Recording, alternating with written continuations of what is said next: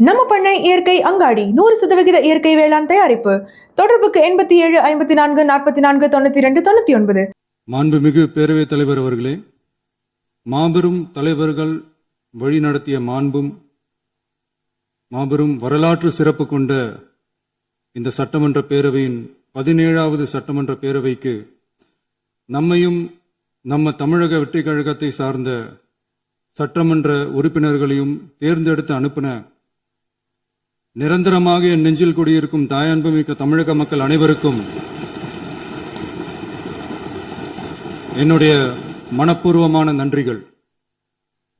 17வது சட்டமன்ற கூட்டத்தொடரின் முதல் ஆளுநர் உரையின் மீதான நன்றி தெரிவிக்கும் தீர்மானத்திற்கு பதிலுரை வழங்க வாய்ப்பளித்த மாண்புமிகு பேரவைத் தலைவருக்கு நம் வணக்கத்தை தெரிவித்துக் கொள்கிறோம். மாண்புமிகு பேரவைத் தலைவர் அவர்களே, இந்த 17வது மாமன்றத்தில் அதிகப்படியான 12 கட்சிகளை சேர்ந்த பிரதிநிதிகள் தேர்ந்தெடுக்கப்பட்டிருக்கும். நாம கொள்கை ரீதியாகவும் நிலைப்பாடு ரீதியாகவும் வேறுபட்டு இருந்தாலும் மக்கள் பணி செய்வதுதான் நம்ம எல்லாருக்கும் பிரைமரியா இருக்கிற ஒரே எய்ம். அந்த வகையில தான் நம்ம எல்லாருமே நம்ம மக்களால் அங்கீகரிக்கப்பட்டு சட்டமன்றத்திற்கு வந்திருக்கிறோம். அதனால நாம கருத்தால் வேறுபட்டாலும் மக்கள் சேவை என்ற நோக்கத்தில் நம்ம மாநிலம் சார்ந்த விஷயங்கள்ல நாம எல்லாரும் ஒன்றிணைந்து பயணிச்சா நம்ம தமிழ்நாடு என்னைக்கும் எதிலையும் முதன்மை மாநிலமாக திகழும். ஆளுநர் உரைக்கு நன்றி தெரிவிக்கும் தீர்மானத்தில் பேசின மாண்புமிகு உறுப்பினர்களுக்கு நன்றி. எதிர்த்து பேசினாதான் எதிர்கட்சின்னு ப்ரூவ் பண்ண முடியும்னு நினைச்சுக்கிட்டு பேசின எதிர்கட்சியை சேர்ந்த எதிர்கட்சி தலைவர் உள்ளிட்ட மாண்புமிகு உறுப்பினர்களுக்கும் வணக்கமும் நன்றியும். பதிலுரை வழங்குற அதே நேரத்தில் நம்மளை சட்டமன்ற உறுப்பினராக தேர்ந்தெடுத்த பெரம்பூர் தொகுதி மக்களுக்கு நம்மளோட நெஞ்சார்ந்த நன்றிகள். அதே மாதிரி ராஜினாமா பண்ணிட்டாலும் நம்மளை தேர்ந்தெடுத்த திருச்சி கிழக்கு மக்களுக்கும் இந்த மன்றத்தில் நம்மளோட நன்றியை பதிவு செய்கிறோம். அப்புறம் நம்மளோட அரசியல் பயணத்தை பற்றியும் கொஞ்சம் பதிவு செய்ய விரும்புகிறோம். நாம ஏதோ ஷூட்டிங்லேருந்து நேராக வந்து சிஎம் ஆன மாதிரியே சில பேர் ஒரு இமேஜ் கிரியேட் பண்ணுறாங்க. அவங்களுக்கு அவங்க ஆசைப்படுற லாங்குவேஜ்லேயே சொல்கிறோம், அது வெறும் ரீல் தான், ரியல் கிடையாது. ஒரு சாதாரண நடிகனாத்தான் நம்ம கெரியர் தொடங்குச்சு. அப்புறம் அப்படியே சின்சியராக உழைச்சி மேலே வந்தோம். நம்ம கெரியரில் நாம் மேலே வந்ததுக்கு இந்த விஜய் ஒருத்தன் மட்டுமே காரணம் இல்லை, அவனோட உழைப்பு மட்டுமே காரணம் இல்லை. இந்த விஜயோட உழைப்புக்கும் உயர்வுக்கும் பின்னாடி இருக்கிற ஒட்டுமொத்த தமிழ்நாட்டு மக்களோட அன்பும் அரவணைப்பும் தான் காரணம். ஒவ்வொரு வீட்டில் இருக்க ஒவ்வொருத்தரும் நம்மளை அவங்க வீட்டில் ஒருத்தனா ஏற்றுக்கிட்டது தான் நமக்கு கடவுளும் மக்களும் தந்த மிகப்பெரிய வரம். அதுக்காகவே கடவுளுக்கு சமமான நம்மளோட சொந்தங்களான தமிழக மக்கள் அனைவருக்கும் மீண்டும் மீண்டும் நன்றி. இப்படி நம்மளை தாயன்போடு அள்ளி அரவணைச்ச தமிழ்நாட்டு மக்களுக்கு நாம் எப்படியெல்லாம் துணையாக இருந்தோம், எப்படியெல்லாம் மக்களோட மக்களா இருந்தோம்னு சொல்றேன். 1990ஸ்லயே ரசிகர் மன்றமா இருந்தப்பவே மக்களுக்கு துணையா நிற்க ஆரம்பிச்சோம். அதுக்கப்புறம் நற்படி மன்றமாகவும் அதுக்கப்புறம் விஜய் மக்கள் இயக்கமாகவும் மாறி மக்களோட மக்களா நின்றுகிட்டு இருந்தோம். 2008 ஈழத் தமிழருக்கு ஆதரவா உண்ணாவிரதம் போராட்டம் செஞ்சோம். போர் முடிவுக்கு வரணும், நம்ம தொப்புள் கூடிய உறவுகளான ஈழத் தமிழர்களுக்கு பாதுகாப்பான நிம்மதியான ஒரு வாழ்வு கிடைக்கணும்னு அன்னைக்கே கோரிக்கை வச்சோம். 2009 ஆரம்பிச்ச விஜய் மக்கள் இயக்கம் வழியா நம்மளோட மக்கள் நல பணிகளை எக்ஸ்டெண்ட் அண்ட் எக்ஸ்பேண்ட் பண்ணிக்கிட்டே வந்தோம். கல்விக்கு துணையா இருந்தோம், சோசியல் சர்வீஸ் செஞ்சோம், வெள்ள நிவாரணத்துல துணையா இருந்தோம், கொரோனா காலத்துல மக்களுக்கு தோள் கொடுத்தோம். விலையில்லா விருந்தகம், குருதியகம், முட்டைப்பால் ரொட்டி திட்டம், விழியகம், பயிலகம், நூலகம், இப்படி பல வழியில மக்களுக்கு துணையா இருந்தோம். அப்புறம் நம்மளோட திரைப்படங்கள்ல நம்மளால முடிஞ்ச வரைக்கும் ஊழல் எதிர்ப்ப சொன்னோம், சமூக நீதியை சொன்னோம், கல்வியை பத்தி சொன்னோம், அரசியலை பத்தி சொன்னோம். அரசியலை பத்தி பேசுனதுனால நம்ம படங்கள் சந்திச்ச இதுவரைக்கும் சந்திக்கிற பிரச்சனையை பத்தி எல்லாருக்குமே தெரிஞ்சதுதான். இது மட்டும் இல்லாம 2011 நாகப்பட்டினத்துல மீனவர் பிரச்சனைகளுக்கு ஆதரவா ஒரு பெரிய பொதுக்கூட்டம் நடத்தினோம்.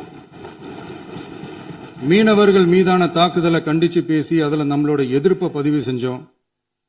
2017 ஜல்லிக்கட்டு போராட்டத்தில் தமிழர் பண்பாட்டு உரிமைக்கான நம்மளோட ஆதரவை தெரிவித்தோம். 2018 ஸ்டெர்லைட் போராட்டம் துப்பாக்கி சூட்டில் பாதிக்கப்பட்ட நம்ம சொந்தங்களை நேரில் சந்திச்சு ஆறுதல் சொன்னோம்.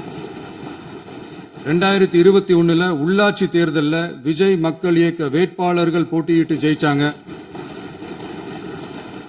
கல்வி விருது விழா நடத்தி சிறந்த மதிப்பெண் பெற்ற மாணவ மாணவிகளுக்கு ஊக்கத்தொகையும் பரிசும் கொடுத்தோம்.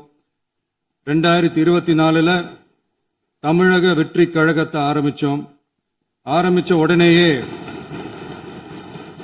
CAA-வை எதிர்த்து அறிக்கை விட்டோம். அரசியல் கட்சி ஆரம்பிச்சு விழுப்புரம் மாவட்டத்தில் விக்கிரவாண்டியில நம்மளோட முதல் மாநில மாநாட்டிய வெற்றி கொள்கை திருவிழாவை நடத்தினோம்.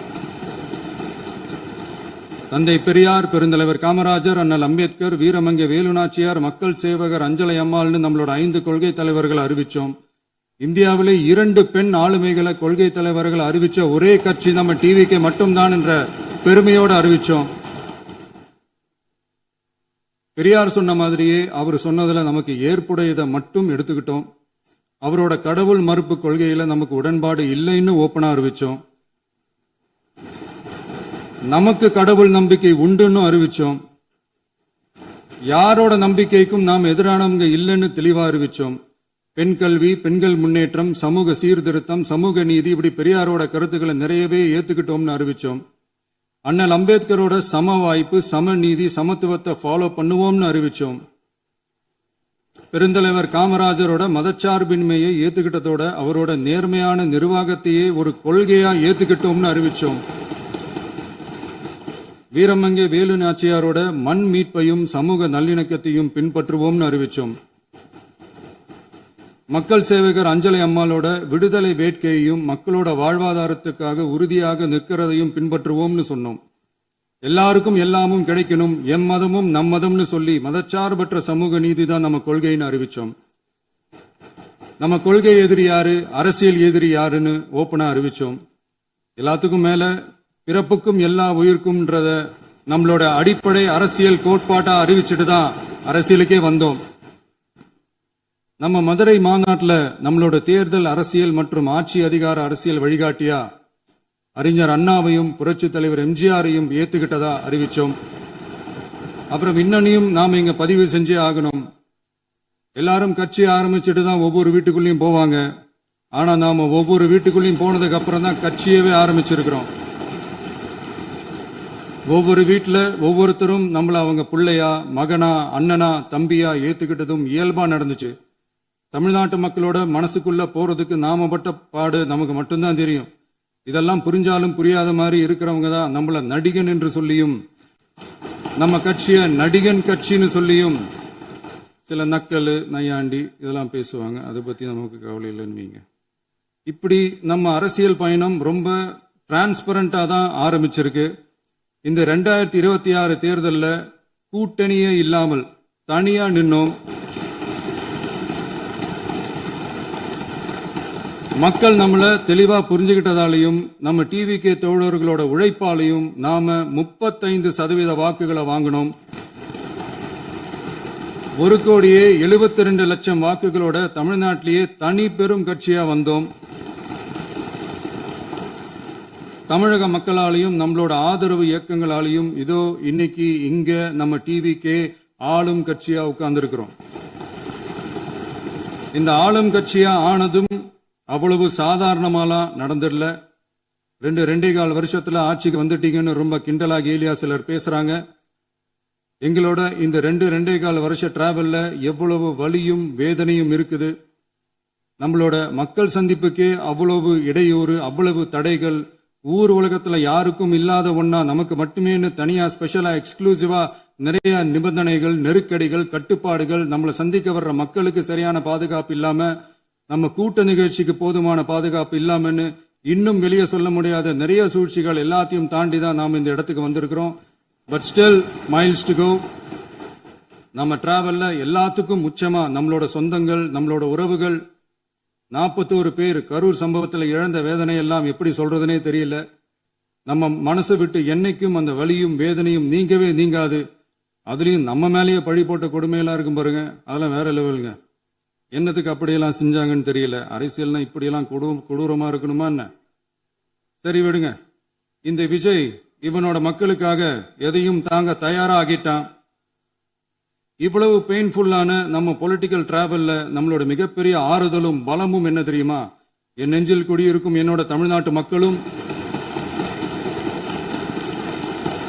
என் உயிருக்கு உயிரான என்னோட தோழர்களும் தான். அவங்களோட பலத்தால தான். அன்னைக்கு 1967ல முன்னாள் முதல்வர் மாண்புமிகு அறிஞர் அண்ணா அவர்கள் தலைமையில் அமைஞ்ச சாமானியர்களோட ஆட்சி மாதிரி 1977ல முன்னாள் முதல்வர் மாண்புமிகு புரட்சி தலைவர் எம்ஜிஆர் அவர்கள் தலைமையில் அமைஞ்ச மிக சாமானியர்களோட ஆட்சி மாதிரி இதோ இன்னைக்கு அதே வரிசையில 2026 சட்டமன்ற தேர்தலில் இந்த விஜயோட தோழர்கள் இடம்பெற்ற ஒரு மிக மிக சாமானியர்களின் ஆட்சி அமைஞ்சிருக்கு. வாகை சூடும் வரலாறு திரும்பி இருக்கிறது. இப்படி ஒரு தீர்ப்பை மக்கள் அளிச்சதுனாலதான் தமிழக வரலாற்றில் ஒரு மகத்தான கூட்டணி ஆட்சியை நாம் அமைச்சிருக்கிறோம். இளைஞர்களால என்ன செய்ய முடியும், பெண்களால என்ன செய்ய முடியும்னு கேட்டவங்களுக்கான பதில் தான் இன்னைக்கு அமைஞ்சிருக்கிற நம்ம ஆட்சி. ஒரே ஒரு குடும்பம் மட்டும் முக்கியம்னு சொல்றது நம்மளோட ஆட்சி அதிகார அரசியல் இல்ல. தமிழ்நாட்டில் இருக்கிற ஒவ்வொரு குடும்பமும் முக்கியம்னு சொல்றது தான் நம்ம அரசியல். நம்மளோட ஆட்சி அதிகாரம் அதான் நம்மளோட மனசாட்சி உள்ள மக்களாட்சி. இந்த 2026 தேர்தலில் யாராலும் உடைக்கவே முடியாதுன்னு சொன்ன மதத்தை உடைச்சோம், சாதியை உடைச்சோம், முக்கியமா காசு கொடுத்து ஓட்டு வாங்குற ஒரு நச்சு கலாச்சாரத்தையே சுக்கு நூறா தூள் தூளா உடைச்சிருந்தோம். நாம கிளீன் கவர்னன்ஸ் அண்ட் குட் கவர்னன்ஸ்ல உறுதியா இருக்கிறோம். இப்ப மட்டும் இல்ல, எப்பவுமே இப்படிதான் இருப்போம். இதுல 100% இது உண்மைன்றதுனாலதான் பாரம்பரியமான தினத்தந்தி பத்திரிகை ஊழலின் ஊற்றுக்கண் அடைக்கப்படுகிறதுன்னு 16/6/2026 அன்னைக்கு ஒரு தலையங்கமே எழுதியிருக்கு. ஒரு தவறு செய்தால் அது தெரிந்து செய்தால் அவன் தேவன் என்றாலும் விடமாட்டேன் என்று எம்ஜிஆர் அன்று பாடினார். அதை இன்று விஜய் செயலில் காட்டுகிறார்னு அந்த எடிட்டோரியல்ல எழுதியிருக்கு. இந்த நேரத்தில் தினத்தந்திக்கு நம்மளோட நன்றியை தெரிவிச்சுக்கிறோம். அரசியலுக்கு வந்து 2 வருஷம் தான் ஆகுது. உங்களுக்கு என்ன தெரியும், உங்களால என்ன முடியும்னு கேலியா கேட்டவங்களுக்கு தினத்தந்தியோட பதிலை இப்போதைக்கு போதும்னு நினைக்கிறேன். என்னென்னமோ செய்வான்னு சொல்றானே இந்த விஜய், பல வருஷமா இருக்கிற ஒரு பதவி வெறி பிடிச்ச அரசியலை உடைச்சி எப்படி செய்வான்னு நம்ம மக்களை யோசிச்சிருவாங்க. இதோ இப்போ நம்ம மக்களுக்கு புரிஞ்சிருக்கும். இப்பவும் சொல்றோம், இது வெறும் ஆரம்பம் தாங்க. இந்த மாபெரும் சபையிலிருந்து கேட்கிற மக்களே, நமக்கு கொஞ்சம் அவகாசம் கொடுங்க. இதுக்கு முன்னாடி, அதாவது 2017 கடைசியில இருந்து 2026 ஏப்ரல் வரைக்கும் இருந்த புண்ணியவான்கள் ஆட்சியில ஒவ்வொரு டிபார்ட்மெண்ட்லயும் போட்ட ஏராளமான ஓட்டைகளை அடைச்சிக்கிட்டே படிப்படியா மக்களுக்கு நல்லதையும் செஞ்சுக்கிட்டே வருவோம். அதனாலதான் நமக்கு எதிரா யார் யாரோ சேரவே மாட்டாங்கன்னு நினைச்சவங்க எல்லாம் ஒன்னா சேர்றாங்க. நம்ம ஆட்சிக்கு டேட்டு குறிக்கிறாங்க.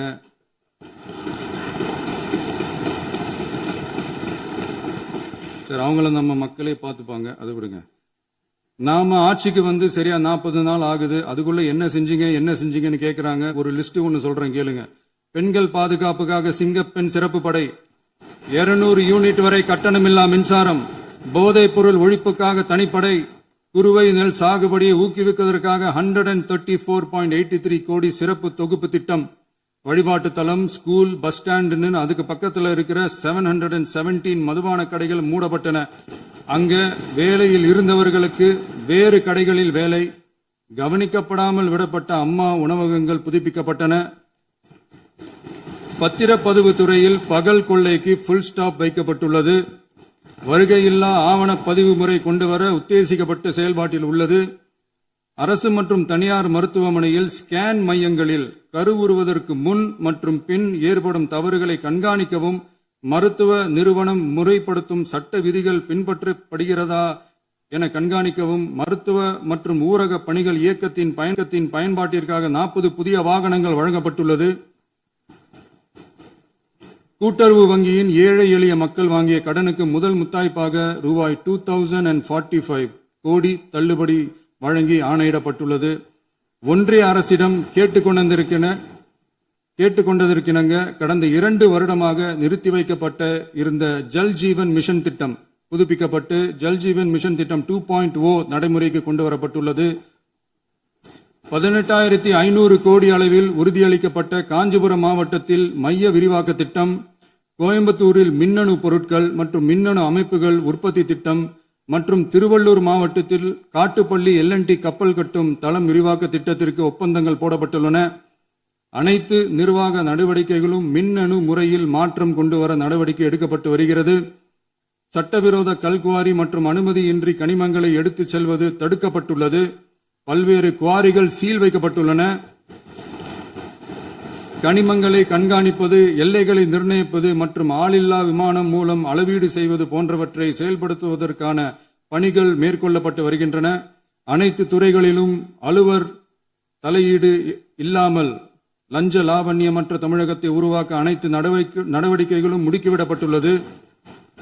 இதெல்லாம் சாம்பிள் தான், இன்னும் இருக்கு. இந்த வெறும் 40 நாளுக்குள்ளேயே இவ்வளவு செஞ்சிருக்கோம்னா இனி வர்ற நாட்கள்ல கொஞ்சம் கொஞ்சமா படிப்படியா ஸ்டெடியா உழைச்சி லஞ்சலாவணம் இல்லாத, ஊழல் இல்லாத, பெண்களுக்கு பாதுகாப்பான, சுதந்திரமான, டிரான்ஸ்பரண்டான தமிழ்நாட்டை நம்ம சொந்தங்களான தமிழக மக்களுக்கு தர்றது தான் நம்மளோட ஒன் அண்ட் ஒன்லி டார்கெட். கண்டிப்பா அதை நிறைவேற்றியே காட்டுவோம். 8 கோடி மக்கள் நம்மளோட இருக்கிறப்போ ஏங்க இதை செய்ய முடியாது? மாண்புமிகு பேரவைத் தலைவர் அவர்களே, தமிழ்நாட்டின் கருவூலம் எப்படி திசை மாறி உருமாறி தேய்ந்து ஓய்ந்து கிடைக்கிறதுன்னு சொன்னாங்க. திசை மாறி உருமாறி தேய்ந்து ஓய்ந்துன்னு வசனம் மாதிரி ரைமிங்கா இல்லாம வளமான இலக்கியமா இதே சபையில பேசினவங்களோட திறமையான ஆட்சியில நடந்த நிதி மேலாண்மையை பத்தி வெள்ளை அறிக்கையா வெளியிட்டோம். வெள்ளை அறிக்கை வந்ததிலிருந்தே கண்ணை கட்டுதுங்க. அந்த காலத்துலதான் பிள்ளையோ பிள்ளை, தொல்லையோ தொல்லைன்னு சொன்னாங்க. அதே மாதிரி தாங்க அவங்க ஆட்சியாலையும் அவங்களாலையும் இன்னைக்கு தமிழ்நாட்டுக்கே தொல்லையோ தொல்லை. இப்படி ஒரு நிலைமையை உண்டாக்கி வச்சுட்டு இவங்க சொல்றாங்க நமக்கு ஆட்சி செய்ய தெரியாதுன்னு. நம்ம அமைச்சர்களுக்கும் நம்ம சட்டமன்ற உறுப்பினர்களுக்கும் ஒன்னும் தெரியாதுன்னு. ஆமாங்க, எங்களுக்கு தெரியாதுதான். எங்க சட்டமன்ற உறுப்பினர்களுக்கும் அமைச்சர்களுக்கும் மக்கள் பணி செய்ய தெரிஞ்ச அளவுக்கு மக்கள் பணத்தை சுருட்ட தெரியாதுதான்.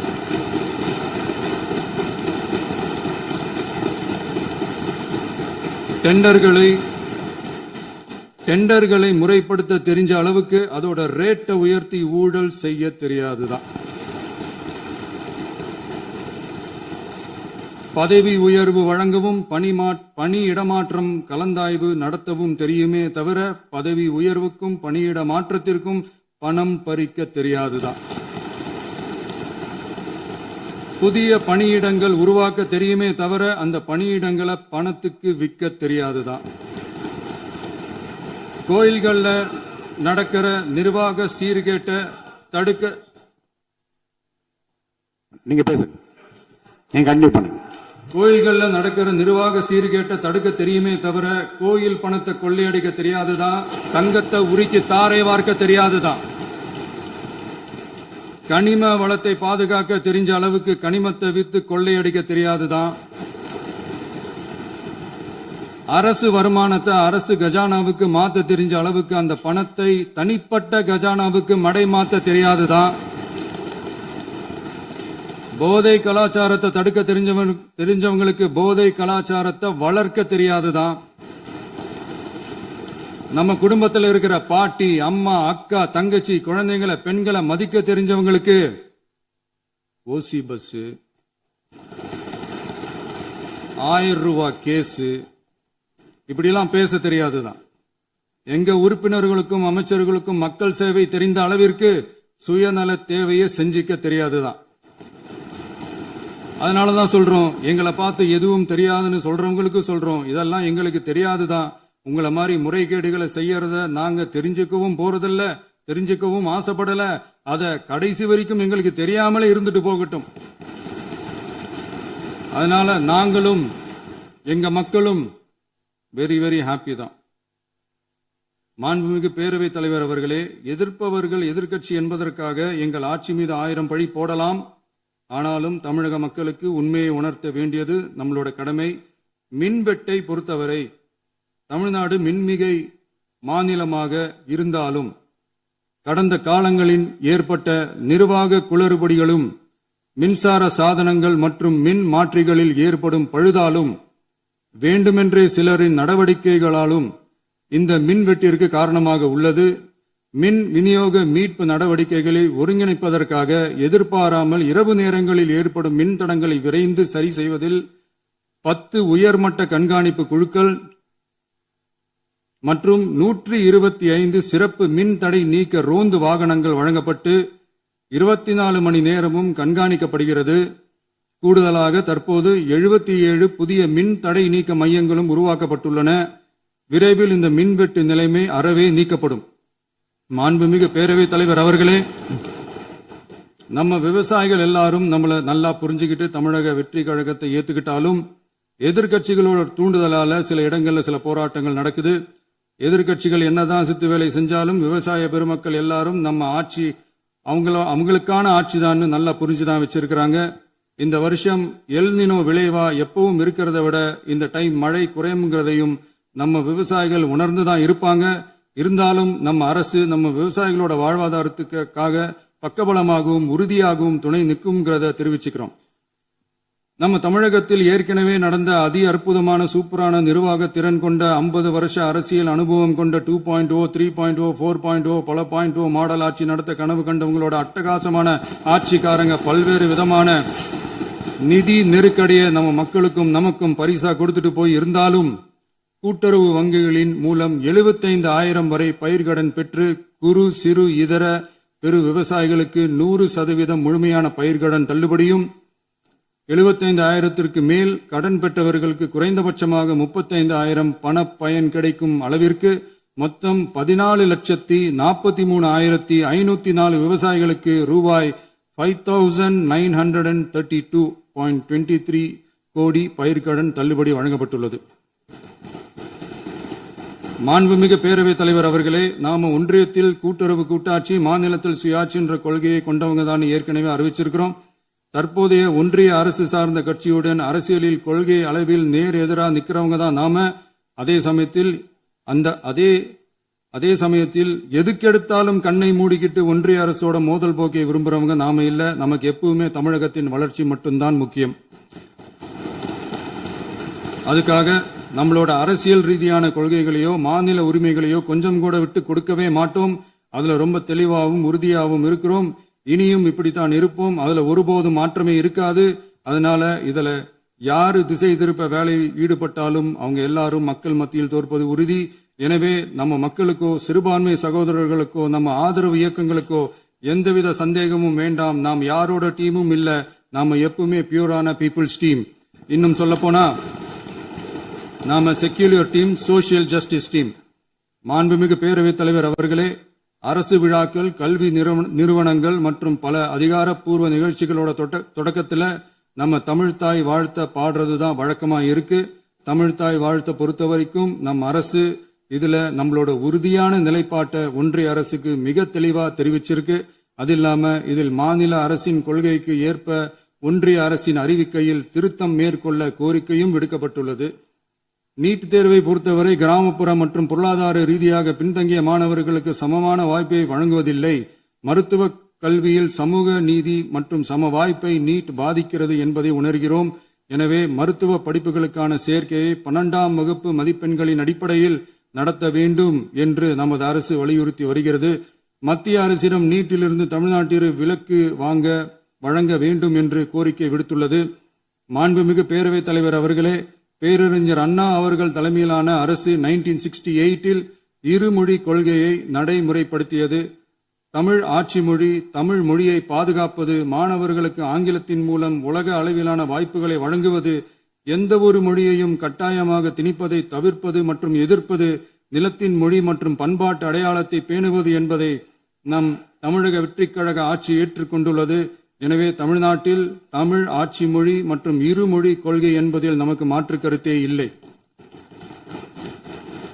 மாண்புமிகு பேரவைத் தலைவர் அவர்களே, கடந்த 11/6/2026 அன்று நடந்த நிதி ஆயோக் கூட்டத்தில் தமிழ்நாடு அரசின் சார்பாக கலந்து கொண்டு வறுமையற்ற தமிழ்நாடு இயக்கம் உருவாக்க தேவையான நிதியையும், தமிழ்நாட்டுக்கு 2 எய்ம்ஸ் மருத்துவமனைகளை தருமாறும், மருத்துவம் மற்றும் பல் மருத்துவ படிப்பிற்கு 12ஆம் வகுப்பு மதிப்பின் அடிப்படையில் இடங்களை நிரப்புதல் குறித்தும், செயற்கை நுண்ணறிவு தொடக்க நிறுவன வளர்ப்பு மையங்கள் தமிழ்நாட்டில் அமைக்கவும், இளைஞர் திறன் மற்றும் வேலைவாய்ப்பு இயக்கம் செயல்படுத்த வேண்டியும், பெண்கள் தலைமையிலான வளர்ச்சி குறித்தும், மீனவ சமுதாயங்களின் வாழ்வாதாரம் மற்றும் மீன்பிடி படகுகள் மற்றும் மீனவர்களை விடுவித்தல் குறித்து நிரந்தர நடவடிக்கை எடுக்க வேண்டியும், காலநிலை தாங்கும் தன்மை பெருந்திட்டம் 2045 கீழ் விண்வெளி உற்பத்தி மையத்தை தேசிய விண்வெளி உற்பத்தி மையமாக அறிவிக்க கோரியும், தமிழ்நாட்டில் சாலை போக்குவரத்து, நெடுஞ்சாலை மற்றும் ரயில்வே அமைச்சகத்தின் மேம்பாட்டு குறித்தும், அனைத்து கிராமங்களையும் டிஜிட்டல் இணைப்பு வசதி ஏற்படுத்துதல் குறித்தும், கூட்டு குடிநீர் திட்டம் தொடரவும், அரசின் விழாக்களில் தமிழ்தாய் வாழ்த்துக்கான முதலிடத்திற்கான கோரிக்கையும், மேகதாது அணை கட்டுமான நிறுத்தத்தை உறுதிப்படுத்தவும், மாநிலத்தின் மீது மும்மொழி கொள்கையை வற்புறுத்தாமல் புதிய கல்விக் கொள்கையை திணிக்காமல் தமிழகத்திற்கான கல்வித்தொகை ரூபாய் 3284 கோடியை விடுவிக்க கோரியும், ஆண்டுதோறும் 5 லட்சம் இளைஞர்களுக்கு உதவித்தொகையுடன் கூடிய பணியினை தொழில்நுட்ப பயிற்சி வழங்க ஒத்துழைப்பு வழங்குமாறும், ஒகேனக்கல் 3ஆம் கட்ட கூட்டு குடிநீர் திட்டத்திற்கான நிதி ரூபாய் 2283.40 விடுவிக்கவும், வேலை வாய்ப்பு மற்றும் வாழ்வாதாரத்துக்கான உத்தரவாத திட்டத்தின் கீழ் வேலை வாய்ப்புகளை உருவாக்க உடனடி நடவடிக்கை மேற்கொள்ள வேண்டியும் மற்றும் திருக்குறளை தேசிய இலக்கியமாக அறிவிக்குமாறும் தமிழ்நாடு சார்பில் பேசியுள்ளோம் என்பதை தெரிவித்துக் கொள்கிறோம். மாண்புமிகு பேரவைத் தலைவர் அவர்களே, அண்டை மாநிலங்களுடனான நட்புறவு ஒரு மாநிலத்தின் வளர்ச்சிக்கும் நாட்டின் ஒற்றுமைக்கும் மிகவும் அவசியமானது. தமிழ்நாடு தனது அண்டை மாநிலங்களுடன் நதி நீர் பங்கீடு, பொருளாதாரம், கல்வி, கலாச்சாரம் மற்றும் போக்குவரத்து துறைகளில் நல்லுறவை பேணி வருகிறது. பரஸ்பர மரியாதை, ஒத்துழைப்பு மற்றும் கூட்டாட்சி தத்துவத்தின் அடிப்படையில் அண்டை மாநிலங்களுடனான நட்புறவை வலுப்படுத்தவும் நமது ஆட்சியில் காக்கப்படுகிறது. மாண்புமிகு பேரவைத் தலைவர் அவர்களே, சட்டம் ஒழுங்கை பத்தி பேச்சு வந்தது. சட்டம் ஒழுங்கு சரியா இருக்கணும் அப்படின்றதுல எங்களுக்கு மாற்று கருத்தே கிடையாது. கண்டிப்பா லா அண்ட் ஆர்டர் கரெக்டா இருக்கணும், கரெக்டா இருக்கும், இருக்க வைப்போம். அதே மாதிரி பெண்கள் பாதிக்கப்படுறதையும் இங்க யாராலையும் சகிச்சுக்கவே முடியாது. அதுக்கான கடுமையான நடவடிக்கைகள் நம்ம அரசு எடுத்துக்கிட்டு இருக்கிறோம். இந்த சிங்கப்பெண் சிறப்பு அதிரடிப்படை கூட அதுக்கான ஒரு ஃபர்ஸ்ட் ஸ்டெப் தான். அதே மாதிரி இந்த போதைப் பொருள் நடமாட்டம், அதை கண்ட்ரோல் பண்றதுக்கும் நம்ம அரசு கடுமையான நடவடிக்கைகள் எடுத்துக்கிட்டு இருக்கிறோம். அதையும் கண்டினியூ பண்ணி எடுப்போம். மாண்புமிகு பேரவைத் தலைவர் அவர்களே, இப்ப நான் சொன்ன இந்த பிரச்சனைகள்லாம் 2026 போன மாசம் மே மாசம் 10ஆம் தேதி புதுசா வந்துடல. இதெல்லாம் பல வருஷமா இருக்கிற பிரச்சனைகள் தான், பல வருஷமா கண்டுக்காம விட்ட பிரச்சனைகள் தான். இன்னைக்கு எதிர்கட்சிக்காரங்க அதை பத்தி கேட்கும் போது எனக்கு அது அக்கறையா தெரியல, அவதூறு அரசியலா தான் தெரியுது, பழி போடுற அரசியலா தான் தெரியுது. இப்படி அவதூறு பழி போடுறவங்களை பார்த்து ஒன்னே ஒன்று தான் கேட்கணும்னு தோணுது. கடந்த 9-10 மாசமா நம்ம ஸ்டேட்ல சட்டம் ஒழுங்கு டிஜிபியே இல்லை. சட்டம் ஒழுங்கு டிஜிபியை போடுங்கன்னு சொல்லி எல்லாம் ஓஞ்சி போயிட்டோம். போன ஆட்சியில நடந்ததுக்கெல்லாம் இப்பதான் விடையே கண்டுபிடிக்கிறோம் நம்ம ஆட்சியில்.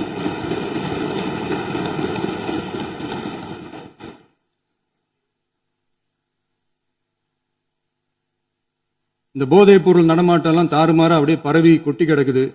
இதெல்லாம் இனிஷியல் ஸ்டேஜ்லயே யார் கண்ட்ரோல் பண்ணியிருக்கணும்? போலீஸ் டிபார்ட்மெண்ட் அப்போ யார் கையில இருந்தது? இத்தனை கேள்வி நம்மளை பார்த்து கேட்கறாங்களே, ஒரே ஒரு கேள்வி தான் நான் கேட்கணும்னு தோணுது. போலீஸ் டிபார்ட்மெண்ட்டை கையில வச்சுக்கிட்டே பிகினிங்லயே இனிஷியல் ஸ்டேஜ்லயே இந்த போதைப் பொருள் நடமாட்டத்தை ஏன் கண்ட்ரோல் பண்ணல? மனசாட்சி உள்ளவங்க இந்த பிரச்சனையெல்லாம் ஏன் நடக்குதுன்றது அவங்களுக்கே நல்லா தெரியும். இன்னைக்கு சட்டம் ஒழுங்கை பத்தி கேள்வி கேட்கக்கூடாதா அப்படின்னா தாராளமா கேட்கலாம். இது ஜனநாயக அரசு, மன்னராட்சி எல்லாம் கிடையாது, மனசாட்சி உள்ள மக்களாட்சி. அதனால கேள்வி கேட்கலாம், எல்லாருக்கும் எல்லா உரிமையும் உண்டு. விமர்சனம் செய்யலாம், எல்லாருக்கும் எல்லா உரிமையும் உண்டு. ஆனா நம்ம ஆட்சியில என்ன நடவடிக்கைகள் எடுத்திருக்கோன்றது தெரிஞ்சுக்கிட்டு அதுக்கேற்ற மாதிரி ஒரு நடுநிலையா பேசுனீங்கன்னா கொஞ்சம் நல்லா இருக்கும். சட்டம் ஒழுங்கை பத்தி யாருக்கு என்ன யோசனை இருந்தாலும், மக்கள் நலனுக்காக யாருக்கு என்ன யோசனை இருந்தாலும் அதை தாராளமாக சொல்லலாம். நம்ம அரசு அது காது கொடுத்து கேட்கும். ஆனா நம்ம அரசனுடைய நிர்வாகத்திறன் அதை பத்தி பேசுறவங்களுக்கு இந்த ஊரடிச்சு உலையில போட்டு ஊழல் மேல ஊழலா செஞ்சுக்கிட்டு அதுல இருந்து தப்பிக்கிறதுக்கு பேர் தான் நிர்வாகத்திறன் அப்படின்னு சொன்னா, அப்படிப்பட்ட ஒரு ஊழல் செய்யற நிர்வாகத்திறனை நம்ம அரசு ஒரு நாளும் செய்யாது. பொட்டி பெட்டியா பணத்தை வச்சுக்கிட்டு, பெட்டியை வச்சு எல்லாம் செஞ்சுக்கிட்டு, போதைப் பொருள் பாதுகாவல் கழக மாடல் அரசாங்கம் செஞ்ச ஒவ்வொரு ஊழலா வெளியில வந்துகிட்டு இருக்கு. டாஸ்மாக்ல அது என்னப்பா அது பேரு பார்ட்டி ஃபண்ட் கட்சி நிதி அப்படின்ற பேர்ல அடிச்ச கொள்ளையெல்லாம் ஒண்ணா இப்போ கவர்மெண்டோட கஜானாவுக்குள்ள கொண்டு சேர்த்துக்கிட்டே இருக்கிறோம். உட்காருங்க. மாண்புமிகு முதல்வர்கள் பதில் உரைக்கு பிறகு முதல்வர் பதில் உரைக்கு பிறகு நேரம் தரேன். அப்ப பேசட்டும், அவங்க பேசட்டும், அவங்கள பேச அனுமதி. உட்காருங்க உட்காருங்க.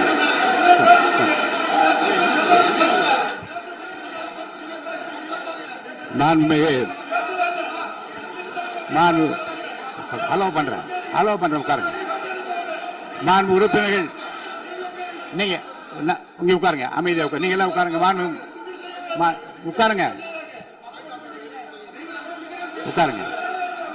மாண்புமிகு நீங்க எல்லாரும் உட்காருங்க. அமைதியா உட்காருங்க. இருங்க, உட்காருங்க. அப்புறம் நீங்க என்ன உட்காருங்க. நான் கொடுக்க உட்காருங்க. நான் பாயிண்ட் ஆஃப் வர கொடுங்க. நான் கொடுக்குறேன். உட்காருங்க.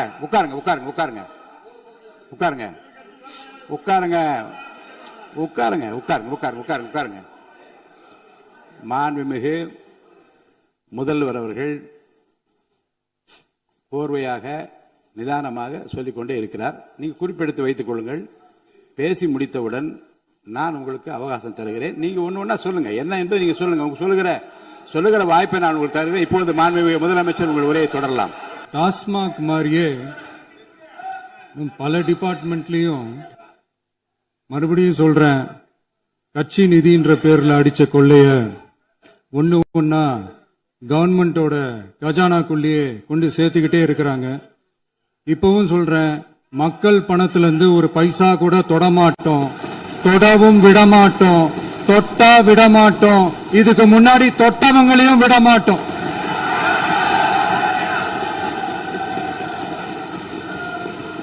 ஒவ்வொரு ஊழலா வெளியில வரும் போலயே ஒவ்வொரு வேஷமா கலைஞ்சிரும் போலயே இங்க இருக்கிற நிறைய பேரு நடுங்கி போய் இதுல நம்ம மேல அவதூறு வேற. இப்ப புதுசா ஒரு வெப்பன் ஒண்ணு கொண்டு வந்திருக்காங்க. அது என்ன தெரியுமா? அவங்க தயவால தான் நம்ம ஆட்சி நடக்குதான். மக்கள் தயவால இந்த ஆட்சி நடந்துகிட்டு இருக்கு. மனசாட்சி உள்ள சக்திகளோட ஆதரவால இந்த ஆட்சி நடந்துகிட்டு இருக்கு. நாங்க தான் அனுப்பி வச்சோம் அப்படின்றாங்களே. அனுப்பி வச்சவங்களுக்கு மினிஸ்ட்ரியில இடம் கொடுத்தா ஏன் கதறீங்க? ஏன் இவ்வளவு கோவம்? ஏன் இவ்வளவு கதறல்ஸ்? இதுல இன்னொரு முக்கியமான விஷயம், மார்க்சிஸ்ட் கம்யூனிஸ்ட் கட்சி நமக்கு ஆதரவு கொடுத்தது சுயேட்சையா எடுத்த முடிவுன்னு சொல்றாங்க. அதே மாதிரி இந்திய கம்யூனிஸ்ட் கட்சி நமக்கு ஆதரவு கொடுத்தது சுயேட்சையா எடுத்த முடிவுன்னு சொல்றாங்க. இதுல எங்க இருந்து நாங்க தான் அனுப்பி வச்சோம்னா புரியலையே. மக்களுக்கு நல்லா புரியும், எல்லாத்தையும் தெளிவா பார்த்துக்கிட்டு இருக்கிறாங்க.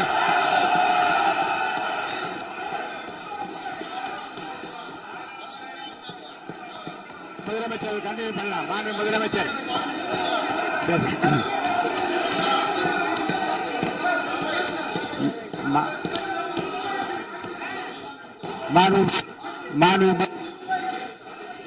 முதலமைச்சர் கண்டினியூ பண்ணலாம். நீ கண்டினியூ பண்ணலாம்.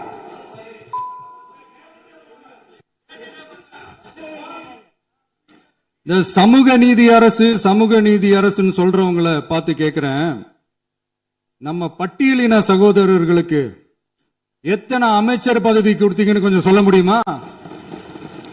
ஆனா நம்மளுடைய அரசுல 8 அமைச்சர் பதவிகள் யாருக்கு?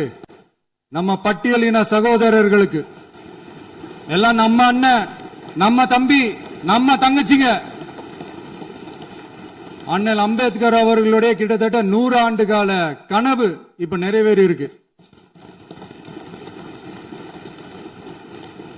நான் ஏன் கொஞ்சம் சவுண்டா பேசுறேன் அப்படின்னா அவங்களுக்கு கேட்கணுன்றதுக்காக தப்பா எடுத்துக்கிறது. அதே மாதிரி பெண்களோட பாதுகாவலர் நாங்க தான் அப்படின்னு சொல்லிக்கிறவங்களை கேட்கிறேன், எத்தனை பெண்களுக்கு அமைச்சர் பதவியில இடம் கொடுத்தீங்க கொஞ்சம் சொல்ல முடியுமா? எங்க அரசுல 4 சகோதரிகளுக்கு அமைச்சர் பதவி கொடுத்திருக்கிறோம்.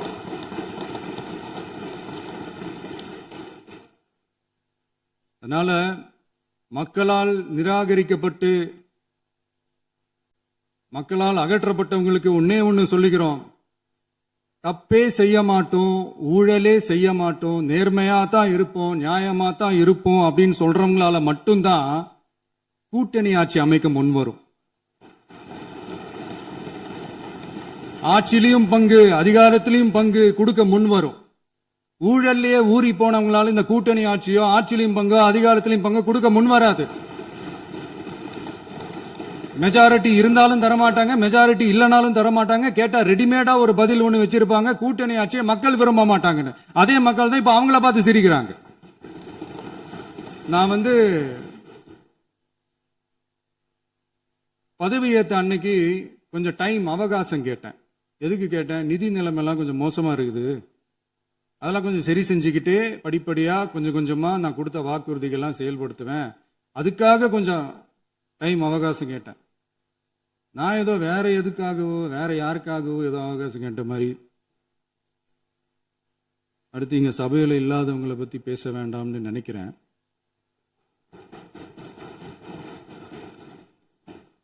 இங்க நம்மளை பத்தி அவதூறு பரப்புறதோட மட்டும் இல்லாம இப்ப நம்ம மக்கள் மேலேயும் அவதூறு பரப்ப ஆரம்பிச்சிட்டாங்க. மக்கள் நமக்கு ஓட்டு போட்டது தப்பான், குடும்பம் குடும்பமா நமக்கு ஆதரிச்சது தப்பான். இது இப்ப இல்ல, நான் சொல்றது எம்ஜிஆர் அவர்கள் காலத்திலிருந்தே. அப்பவே அவர் ஜெயிச்சப்போ அதே மக்களை தப்பு தப்பா பேசுறது. மக்கள் என்ன பண்ணிட்டாங்க, எம்ஜிஆர் என்ன பண்ணிட்டாரு, எம்ஜிஆர் என்ன இது பண்ணிட்டாரு. 50 வருஷமா ஒரே டெக்னிக்கா.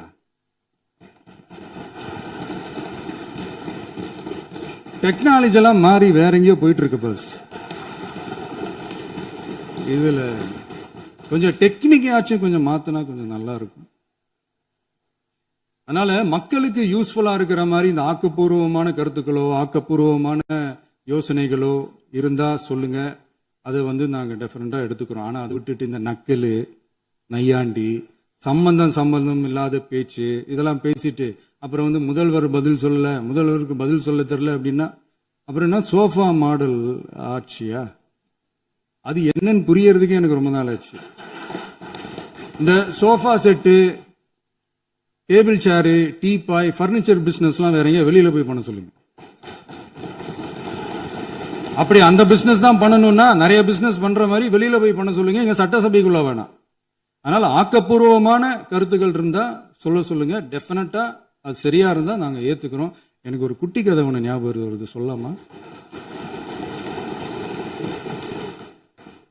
ஒரு ஊர்ல ஒரு பெரியவர் வெயில் ரொம்ப ஜாஸ்தியா இருக்குன்னு சொல்லிட்டு கண்ணுக்கு மேல கை வச்சுக்கிட்டு இப்படி சுத்தி முத்தி தேடிக்கிட்டு இருந்தாராம்.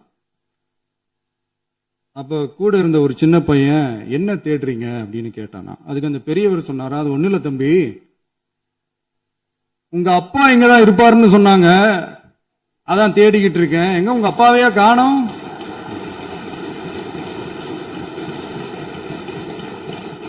இல்ல அந்த எங்களுக்கும் நக்கலா நையாண்டியா சம்பந்தம் இல்லாத குட்டி கதை இதெல்லாம் எங்களுக்கும் பேச தெரியும். அந்த கதையில பெரியவர் அப்படி சொன்னாராம், தப்பா எடுத்துக்காதீங்க. அந்த கதையில பெரியவர் அப்படி கேட்டாராம். அதனால யாரும் இங்க டென்ஷன் ஆக வேணாம். அதனால இன்னொரு இந்த என்னுடைய உரையை முடிக்கிறதுக்கு முன்னாடி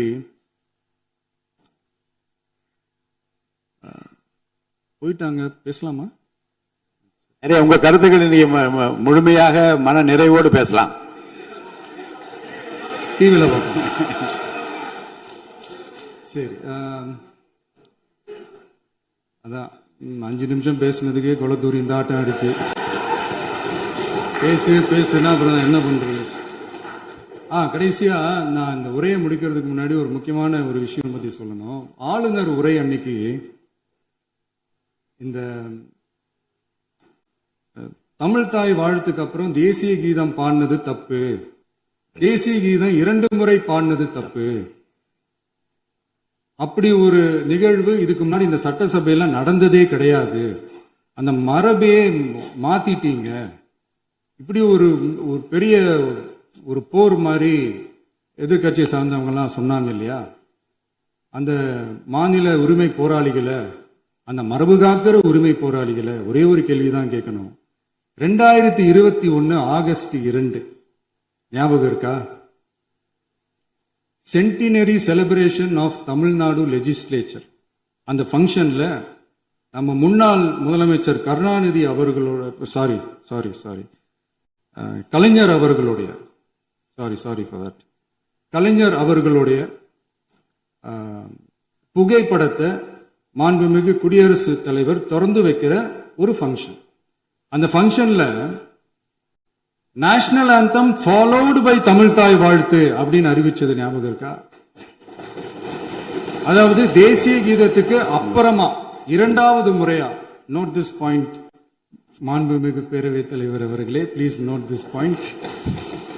தேசிய கீதத்துக்கு அப்புறம் இரண்டாவது முறையாக தமிழ் தாய் வாழ்த்து பாடப்படும் அப்படின்னு சொன்னது ஞாபகம் இருக்கா? அதுவும் முத்தமிழ் அறிஞர் அப்படின்னு சொல்ற நம்ம கலைஞர் அவர்களுடைய அந்த புகைப்படம் வெளியிட்டு விழாவில் அவர் இருந்த இதே சபையில தமிழ இரண்டாவது இடத்துக்கு தள்ளினது யாருன்னு ஞாபகம் இருக்கா? அது மட்டும் இல்ல, அந்த தேசிய கீதத்தை நாட்டுப்பண் நேஷனல் ஆந்தம்னு சொல்லி அதே ஃபங்க்ஷன்ல கடைசியா ஃபங்க்ஷன் முடியும் போது செகண்ட் டைம் தேசிய கீதம் பாடினதும் ஞாபகம் இருக்கா? இதே அவையில் தான், அது அவை குறிப்பிலும் இருக்கிறது, இதே அவையில் தான் நடைபெற்றது. இந்த தக்க நேரத்தில் இந்த ஆதாரங்களை அளித்த மாண்பு முதல்வர்களுக்கு நன்றியை தெரிவித்துக் கொள்கிறேன். டவுட் இருந்தா இந்த புக்கை பார்த்து தெரிஞ்சுக்கலாம். அதனால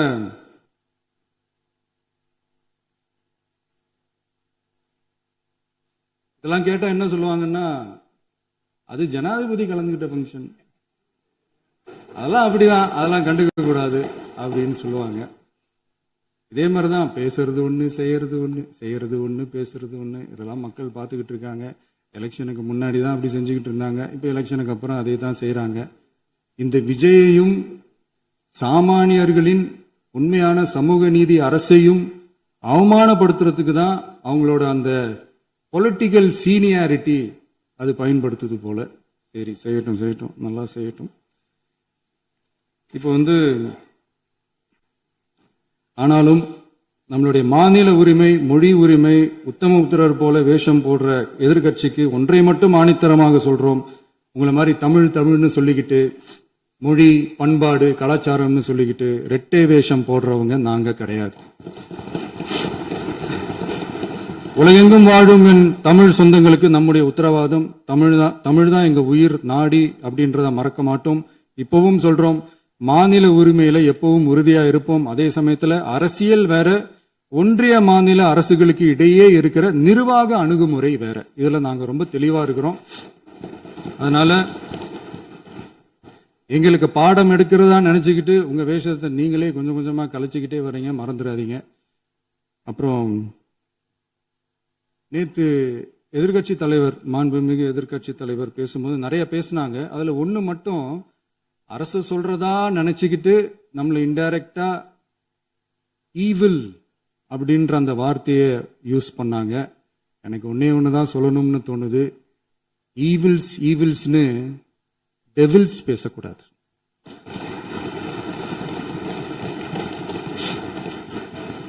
அவங்க இருந்திருந்தா ஒரு ஆக்ஷன் பண்ணணும்னு எனக்கு தோணுச்சு. எல்லாரும் போயிட்டாங்க. பர்மிஷன் பண்ணலாமா? இப்பவும் பண்ணலாம், ஒன்றும் தப்பு இல்லை.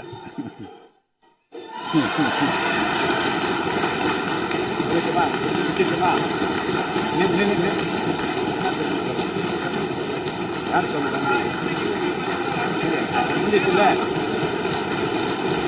எழுந்து சொல்லுமா, உட்காந்து சொல்லட்டுமா?